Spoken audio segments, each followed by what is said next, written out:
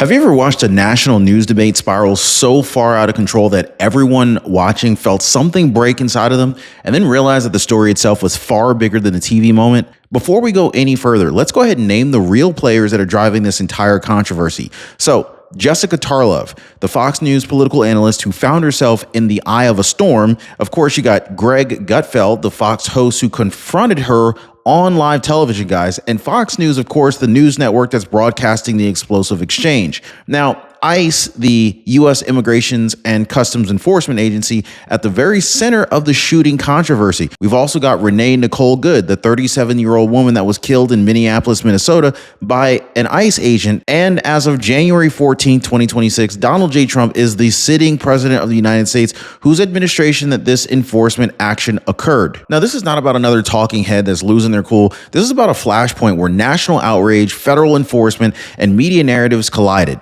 A Minneapolis shooting has triggered nationwide protests, legal battles, and a debate that blew up on screen with such force that Jessica Tarlov's reaction went viral overnight. Millions clicked, shared, shouted, and they argued about, but the burning question remains. Is the outrage about what happened or is it about what people think happened? Now, as we unpack every angle of this, the footage, the politics, the identities, the aftermath, you're going to see how one moment on Fox became a symbol of a much deeper American crisis. Be sure to hit the like button and subscribe. Okay, this didn't happen in a shouting match. That's the first thing that people get wrong. On Fox News, during a live panel discussion, Jessica Tarlov, she was doing what she normally does, framing the Minnesota ICE shooting almost entirely through emotion. But then Greg Gutfeld stepped in, and instead of raising his voice, he did something far more disruptive. He challenged the premise of the argument itself. Now, Gutfeld didn't argue whether the shooting felt bad. He asked why the enforcement action existed in the first place. Now, that shift drained the oxygen out of the room. I mean, you could hear it. I mean, the panel goes quiet. Jessica Tarlov pauses, and there's no follow-up pivot. There's no emotional reset. That silence right there, this is exactly what made that clip go viral. Viewers weren't watching a fight. They were basically watching someone lose narrative control in real time. That's why the people didn't just react, they replayed it. And so at the very center of this entire blowup is Renee Nicole Good, killed during an ICE operation in Minnesota. The uncontested facts, they matter here because they quietly dismantle the emotional framing. ICE agents were conducting a lawful enforcement action. Renee Good was inside of a vehicle. The vehicle moved off. The officer perceived a threat. Shots were fired. Now, here's a reality that changed the entire Fox debate instantly. Prosecutors are signaling no charges. Not because the situation was clean, but because under existing use of force law, a moving vehicle can constitute deadly force. Now, that legal reality collapses the murder narrative and it reframes the entire discussion as law versus activism, not left versus right. Once that became unavoidable, the Fox News panel wasn't debating opinions anymore. They were colliding with facts, and facts don't flinch. So this is where the exchange actually crossed the point of no return for Jessica Tarlov. Once Greg Gutfeld started engaging the emotion of the shooting and instead questioned the assumptions underneath it, Jessica Tarlov had nowhere to go. I mean, her entire argument depended on the audience accepting that ICE's presence itself was legitimate. When that premise was challenged, every emotional appeal above it just collapsed. This is why her response stalled. It wasn't shock, it was exposure. She could not pivot to another moral claim because the foundation had cracked right underneath her. And this wasn't cruelty or grandstanding. This was just a live demonstration of what happens when narrative protection disappears. Viewers sensed it immediately. That uncomfortable pause, the recalibration that never quite lands. And once an audience sees that moment, they don't forget it. And this is why this clip didn't just trend, it stuck. People weren't cheering a takedown. They were recognizing a truth that they hadn't heard framed that way before. Now, let me share something that connects to this very moment here more than people realize. So a viewer told me it felt like they took advantage of me. Her Medicare plan had been quietly overcharging her for years. There was no warning, no explanation, just money gone month after month. And this is what happens when systems go unchallenged. Whether it's a media narrative or a financial plan, the assumption is the same. You won't look too closely. And this is why Chapter exists. They review your Medicare coverage side by side with better options, and they show you clearly where you may be overpaying and where you don't have to anymore. There's no pressure, just clarity. Now, most people, they're already dialing the phone number at the bottom of your screen here, 909-563-8279, or they're clicking the link down below in the description, askchapter.org/Ron to get answers for themselves. Oh, and it's totally free for the Ron Yates community. All right, guys, let's go ahead and keep going because this is where the debate on Fox News News, this exposed something that was even bigger than a single argument. So here's the part that most people missed. See, Gutfeld wasn't defending a shooting. He was defending the idea that laws exist to be enforced. Now, under Donald J. Trump, immigration enforcement isn't symbolic. This is operational, and ICE doesn't show up randomly. It shows up because statutes are being executed. So Gutfeld's argument was simple and devastating. You don't get to enjoy a society built on rules while pretending that those rules suddenly become immoral when enforcement looks uncomfortable. And so once that's acknowledged, the debate changes entirely. Sympathy becomes secondary to accountability. Tragedy doesn't erase casualty, and activism doesn't override the law. This is why the exchange felt so jarring on Fox News. The audience realized that the fight was never about feelings. It was about whether we're still willing to admit that a country without enforcement isn't compassion, it's just complete chaos. So this is where the story gets more uncomfortable. And this is also where, crucial context was almost entirely absent from the original Fox exchange. So Minnesota Ice Watch isn't a loose collection of concerned neighbors. This is an organized network that's operating inside of Minnesota with training materials, communication channels, and coordinated plans designed specifically to monitor, interfere with, and disrupt ICE operations. Now, this really matters because it completely reframes Renee Good's presence that day. She wasn't randomly caught in some tragic moment. She was a part of an organized effort to insert civilians into an active federal enforcement action, period. And that doesn't make her disposable. It doesn't justify her death, but it does shatter the innocent observer narrative that dominated earlier coverage. And so once you introduce organized disruption into the equation, the risk calculus changes, and it really changes for everyone involved. And this is the context that never made it onto the Fox News panel.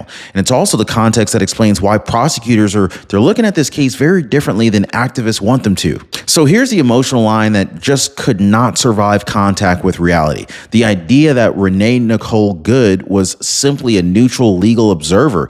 That's not true. That claim collapsed once details emerged about training, coordination, and intent. Observing means watching. Intervening means acting. And when a vehicle moves toward an officer during an active operation, the law doesn't care what label you apply after it. This is where the outrage narrative fractures. You can mourn Renee Good, you can believe her death was tragic, but you just can't honestly pretend that she was detached from the confrontation that led to it. Emotional reinforcement lands right here for a reason. This isn't about celebrating consequences. It's about refusing to lie to protect the narrative. Pretending that she had no agency doesn't honor her. It erases the truth. And that erasure is exactly what Greg Gutfeld was calling out when the Fox News panel went silent. And what you're watching play out here isn't only about politics or media narratives. This is about environment. I mean, there's a reason why people keep ending up with the same results, the same blind spots, the same reactions.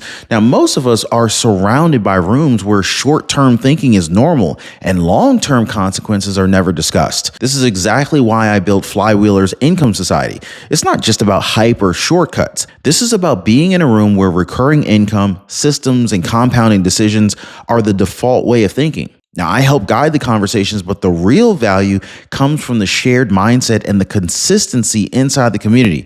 So, look, you still have to do the work, but the environment stops working against you. Now, if the idea resonates with you, I'm going to go ahead and leave a link for the Flywheelers Income Society down below. Now, let's get back to the story because this is where the facts start making some people really uncomfortable. So as the story moved beyond cable news, another detail detonated activist narratives. The ICE agent that was involved in the shooting was identified, not as some faceless enforcer, but as a real person with a documented background, military service, family, and prior experience in dangerous field operations. This really mattered because it directly undercut the caricature being sold on social media. This wasn't some rogue actor freelancing violence. This was a trained federal officer operating under ICE protocols during a lawful action tied to Renee Nicole Good's confrontation. Now, once that identity became public, the outrage machine shifted gears. Suddenly, the conversation wasn't just about sympathy. It was about intent, training, and even threat assessment.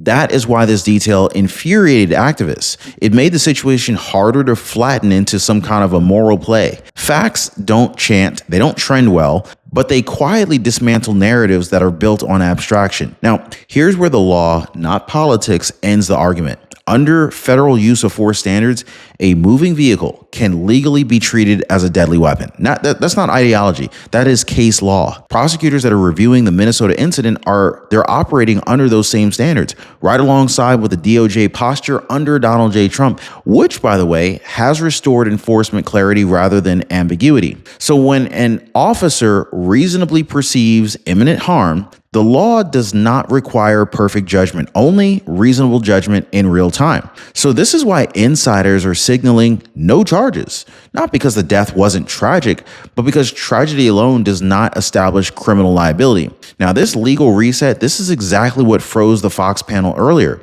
because once the law enters the room, emotional framing loses authority. This is the part that few viewers had heard clearly before this moment. So what happened on Fox News wasn't an accident, it was inevitable. Now, for years, media conversations around immigration enforcement avoided the hard edges, the law, the risks, the consequences, and lived almost entirely in moral abstraction. Now, sure, that works until real-world case refuses to cooperate, right? But the Renee Nicole Good shooting forced facts back into a conversation that was built on feelings, and when those facts surfaced, the panel fractured. So this is why the exchange between Greg Gutfeld and Jessica Tarlov felt so jarring. One side was still arguing intent and emotion, but the other had moved on to casualty and law. So this mismatch always creates combustion. Emotional reinforcement lands once here. Audiences aren't tired of compassion. They're tired of being asked to suspend reality. When the gap gets too wide, something snaps. On live TV, that snap went viral. Then came Hollywood. Actors and celebrities, including Mark Ruffalo, publicly aligned themselves with this activist narrative,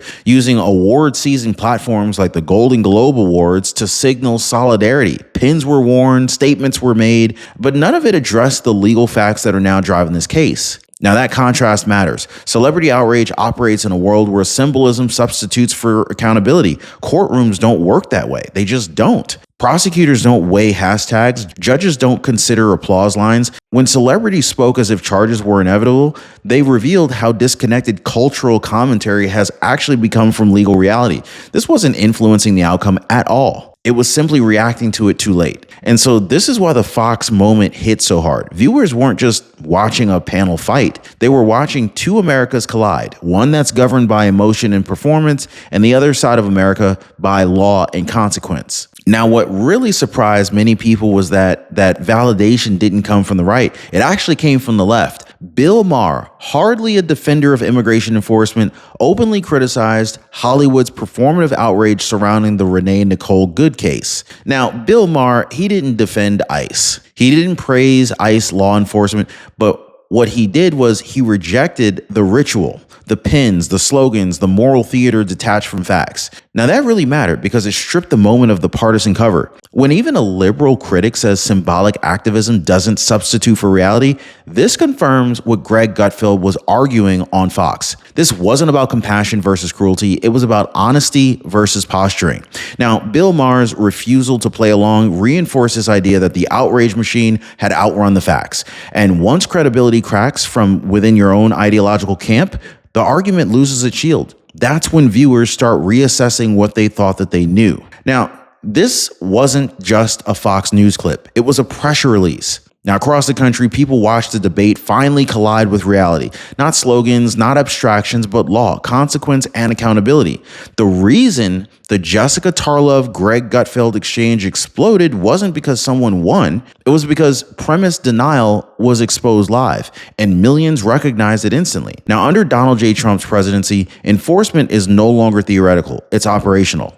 And that shift forced a reckoning that the media delayed for too long. Americans aren't rejecting empathy, they're rejecting being told that empathy requires ignoring the facts. And so this is why this moment spread beyond politics. It felt like clarity cutting through the noise. There was no shouting, no walking off needed, just a quiet realization on live television that some arguments only survive when their foundations are never questioned. That's what broke, and that's why this moment will be remembered long after the clip stops circulating.